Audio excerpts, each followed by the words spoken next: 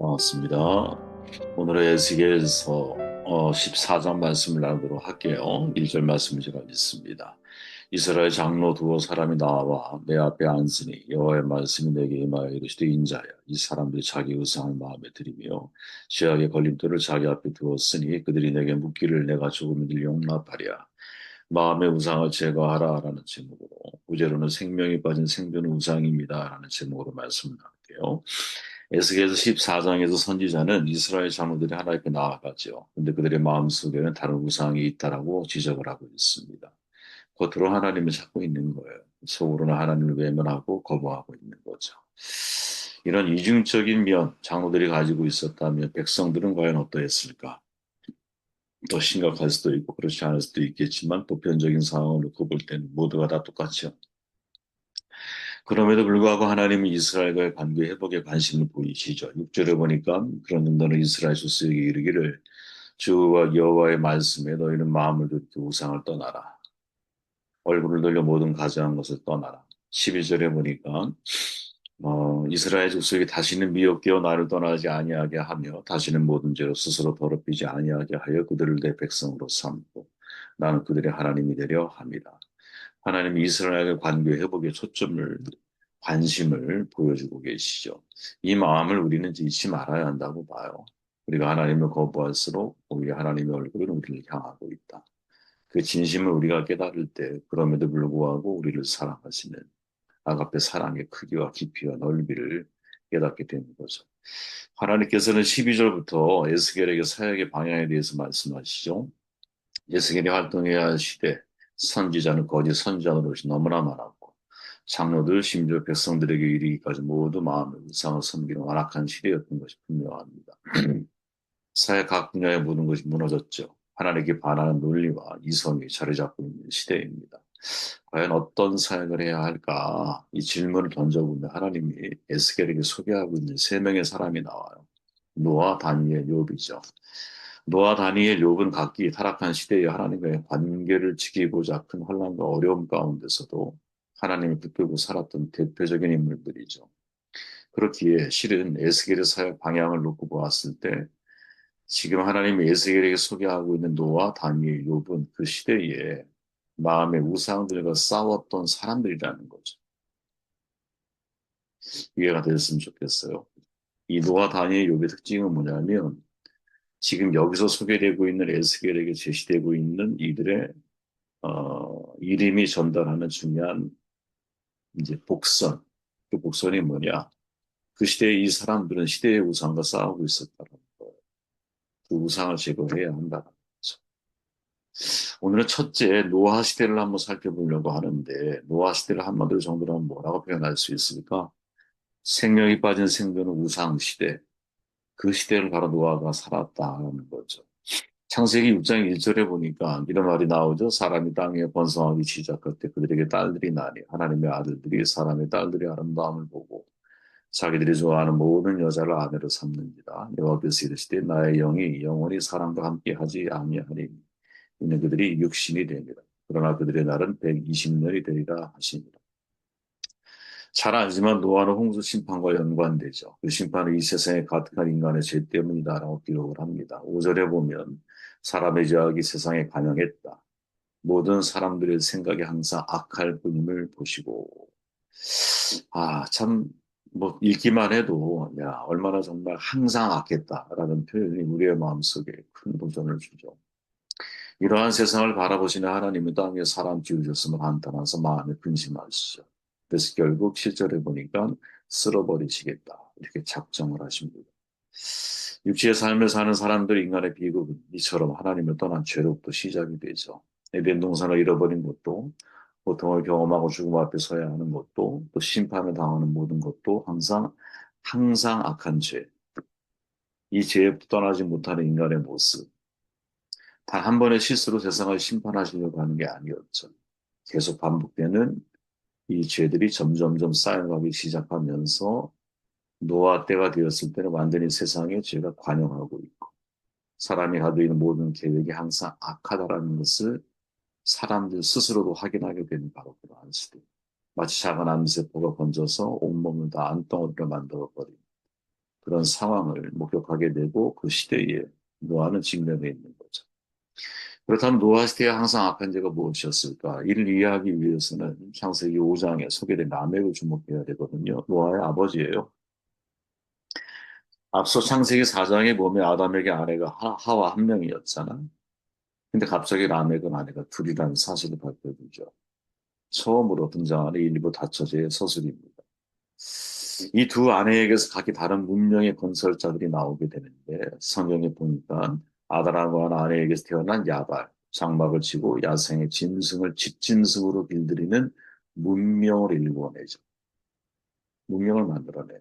유목에서 점차 생활 중심의 농경 문화가 생겨나는 중대한 갈림길이 만들어지죠. 야발의 아우 유발은 수금을 타고 퉁소를 분다고 했는데 먹고 사는 문제가 해결되면서 이제는 무엇? 문화를 만들어내죠. 문화. 람에게 다른 아내 신라에게서는 철기 문명의 지도자 두발가인이 되어나죠. 이렇게 해서 람에게 시대에 오면 인류 문명에 중요한 변화가 일어나는데 가인이 도시를 만들었다는 그 이후에 이 도시를 중심으로 해서 문명과 문화가 축적이 되면서 새로운 시대의 변화가 나타나게 되죠. 문화 인력적 관점으로 보면 가인은 안정된 삶에서 떨어져 나와 유랑했지만 도전과 응전의 과정을 거치면서 도시 문명을 세운 그러한 역할을 했다면 세월이 흘러 라멕 시대에 와서는 그거보다 훨씬 더 거대해지고 정교해진 문명, 문화적인 발전이 이루어지고 있죠. 당연히 라멕은 자신감이 하늘을 찌를 수밖에 없었을 거예요. 강력해진 권력인 거죠. 그래서 아내들에게 말합니다. 창세기 4장에 보니까 되게 중요한 장면이거든요. 바다와 신라는 내 말을 들어라. 남에게 아내들은 내가 말할 때 귀를 기울여라. 나에게 상처를 입힌 남자를 내가 죽였다. 여러분 이 구절을 굉장히 주목해야 되죠. 나에게 상처를 입은 남자를 내가 죽였다. 말을 해보자 한 게 아니야. 상처를 입힌 거야 그냥. 어마어마한 상처 뭐 이런 게 아니야. 근데 그 남자를 내가 죽였어. 다시 말하면 지금 남의 이후로 문명의 발전이 문화의 발전이 어떤 방향으로 흘러가고 전개될지를 암시해주고 있죠. 나에게 상처 입은 사람은 누구든지 죽일 수 있는 폭력의 시대. 이것이 6장에 가면 노아가 살고 있던 당대의 이야기로 이어지는 거죠. 문명이 만들어낸 인간성의 위기를 보여주고 있죠. 여러분, 우리 역사로 돌아보세요. 뭐, 흔히 제가 말하지만, 일본 사무라이 시대는 법이 없잖아. 힘이 법이야. 길 가다가 여자가 마음에 들어, 그 남자를 죽여. 그 자기가 데리고 살아. 완전히 무법지대인 거죠. 이 고대 사회에 아주 굉장히 중요한 특징 가운데 하나인데, 그런 조짐이 시작되는 타이밍이 남에게인 거죠. 그죠? 자, 우리가 읽은 말씀처럼 하나님의 아들들이 사람의 딸들의 아름다움을 보고 자기들이 좋아하는 모든 자로 아내를 삼았다. 아니, 아들들이 딸들이 태어나는 게 너무나 당연한 얘기인데 뭘 굳이 이렇게 기록을 해야 하나. 사람들이 늘어나는 것은 공동체 성장을 뜻하죠. 필연적으로 권력 구조를 낳게 돼요. 공동체가 성장하면 권력이라는 게 생겨나게 되어 있어. 그런 현실에서 이 문장은 사람들에게서 아들들이 태어났다고 하지 않고 딸들이 태어났다고 기록을 하죠. 관심 목표가 딸들의 미래야. 뭘 의미하는 걸까요? 이게 라멕과 연관해서 놓고 보면 라멕이 일부 다스리는 하잖아. 자기의 권력을 과시하는 대목을 읽어봤잖아요. 아내들에게 말을 하잖아요. 나에게 상처 입은 남자를 내가 다 죽였어. 이렇게 표현하고 있잖아요. 그러니까 자기들이 좋아하는 모든 자로 아내를 삼는 시대. 그죠? 이 시대가 바로 노아가 직면한 시대라는 거죠. 다시 말하면 남자가 힘이 있으면 그 힘을 가지고 권력을 창출해낼 수 있는 거야. 언제든지. 그런 시대를 살고 있는 거죠. 영웅 시대를 살고 있는 거야. 폭력이 있는 사람이 영웅인 거야. 한 명을 주면 살인이지만 만 명을 주면 영웅이란 말이 있잖아요. 그것이 현실적으로 이루어지고 있는 시대가 바로 이 시대인 거죠. 자, 그 다음 구절 보세요. 그 무렵에 땅 위에 네피림이라고 하는 사람들이 있어. 하나님의 아들들이 사람의 딸들에게 와서 사시길 나오니 그들은 옛날에 있던 용사들로서 유명한 사람들이다. 주께서는 사람의 교약이 세상에 가득 차고 마음에 생각하는 모든 계획이 언제나 악한 것인 뿐임을 보시고 땅 위에 사람들이 지으셨으니 그리하시며 마음 아파하셨다. 네피림, 뭐 거인족이라고 뭐 사람들이 이야기하기도 하고 어떤 외계인 아니냐 뭐 이런 얘기도 하고 뭐 수없이 많은 이야기들이 있지만 네피림을 용사라는 거죠. 용사 일단. 그 용사들이 어떻게 사람의 딸들에게로 와서 자식을 낳았다 이렇게 표현하죠. 그죠? 그러니까 이거를 우리가 어떻게 이해할까? 고대 사회의 용사는 전투하는 사람들이거든요. 근데 그 용사들이 내가 원하는 누구? 모든 자로 아내를 삼을 수 있는 시대를 살아가고 있는 거예요. 권력자는 모두 전사 출신이었던 거죠. 이들의 군사력의 모든 것들을 지배하고 있는 거고, 더 많은 사람을 죽이면 영웅이 되고, 더 많은 파괴의 힘을 과시하면 지도자가 되는 거예요. 하나님이 사람의 기억이 가득 차고 생각하는 바가 악하다고 하신 것은 바로 이런 사람들이 시대를 압도하면서 영웅으로 추앙받고, 또 그 생명을 죽이는 일들이 벌어졌기 때문에, 노아에게 사람이 서로 죽고 죽이는 일에 대해서 두고 보시지 않겠다. 이렇게 말씀하고 있는 거죠. 굉장히 무서운 얘기잖아요, 여러분. 지금이야 법이 있어서 서로의 자유를 지켜주려고 하기도 하고 법의 보호를 통해서 권력이 통제되기도 하고 뭐 수많은 제도적인 장치를 만들어내잖아요. 근데 이번에 우리가 친위 국회파를 목격한 입장에서는 인간이 가지고 있는 권력의 한계, 끝이 없구나. 그죠? 정권을 잡은 자가 정권 연장을 위해서 쿠데타를 이게 말이 됩니까? 이게 인간이 가지고 있는 마음이구나. 3절에 그들이 육체가 되었다라고 말하는데 육체가 되었다. 육체가 된 거야. 그러니까 정말 하나님이 원하는 영적인 존재로서의 삶은 사라져버리고 육체, 힘이 있는 자가 그 힘을 유지하고 힘을 발휘해서 다른 사람을 자기 힘에 굴복하게 만드는 그러한 삶을 만들어가는 시대. 이게 바로 사실은 노아가 직면해 있는 시대라는 거죠. 그래서 이런 말을 하죠. 누가복음 17장에 보면 노아 때에 된 것 같이 인자 때도 그러하리라 말하면서 노아가 방주에 들어가던 날까지 사람들이 먹고 마시고 장가들고 시집가더니 풍성한 소유를 다 말려라였다. 자, 먹고 마시고 시집가고 장가가는 시대야. 그들은 육체가 된 사람들이었어. 이때 육체가 되었다라고 하는 의미는 폭력이 일상화된 거고 내가 힘이 있으면 자기가 좋아하는 여자를 그죠?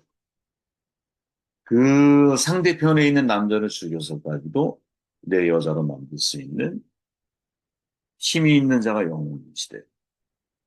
그죠? 그들의 유일한 관심은 먹고 마시고 시집가고 장가가는. 말 그대로 인간에게 생존에 대한 모습은 있지만 생명을 사랑하는 모습은 사라져버린 하나님의 자녀들이 이렇게 살아가는 게 맞느냐 이 말이죠. 오늘날 우리가 살아가는 세상도 마찬가지 아니겠어요? 이들은 생존을 위해서 그죠? 내가 살아갈 수만 있다면 인간성 정도는 다 나의 안위와 나의 행복과 내가 좋아하는 것들을 어떤 형태로든 얻을 수만 있다면 생명의 가치조차는 가치 같은 것들은 아주 하찮게 여기는 돈을 위해 기꺼이 사람을 죽일 수 있고 내 힘을 유지하기 위해서 절대 다수의 사람들이 피폐해져도 위기에 처해도 눈 하나 깜짝하지 않는 힘이고 돈이고 그죠? 돈이고 권력이고 그 권력을 쟁취하기 위해서는 얼마든지 거짓이 나무 그리고 먹고 뭐 눈앞에 대상자가 있는 것처럼 자꾸 그런다. 먹고 마시고 지내고 이걸 한마디로 좀 표현해 봅니다. 달리 표현할 수도 있겠지만 저는 그런 생각을 해봤어요. 야, 생명이 빠진 생존 이게 우상이구나. 이게 자본주의의 동족 포식의 문화를 가지고 있는 자본주의의 또 다른 모습일 수 있고 과거에는 그 네프림 힘이 있는 용사들이 자기가 좋아하는 여자를 취하기 위해서 사람을 죽일 수 있는 시대라면 그것이 조금 근사한 모습으로 바뀌었어요. 사람들은 돈을 얻기 위해서 언제든지 다른 사람을 해코지 할 수 있는 시대를 우리도 같은 시대를 살아가고 있는 게 아닙니다. 이게 우리의 마음에 숨어져 있는 우상이 아니겠습니까? 그럼 우리는 어떻게 살아야 돼? 역으로 살아야 되죠. 그죠? 생명이 빠진 생존은 우상이기 때문에 생존, 고기를 잡되 사람을 낳는 어부가 되기 위해 살아야 되는 거죠. 생존을 넘어서 생명을 낳는 삶을 살아라. 그것을 하나님이 원하고 계시고 그것이 우리의 삶의 중요한 방향성이라는 말씀을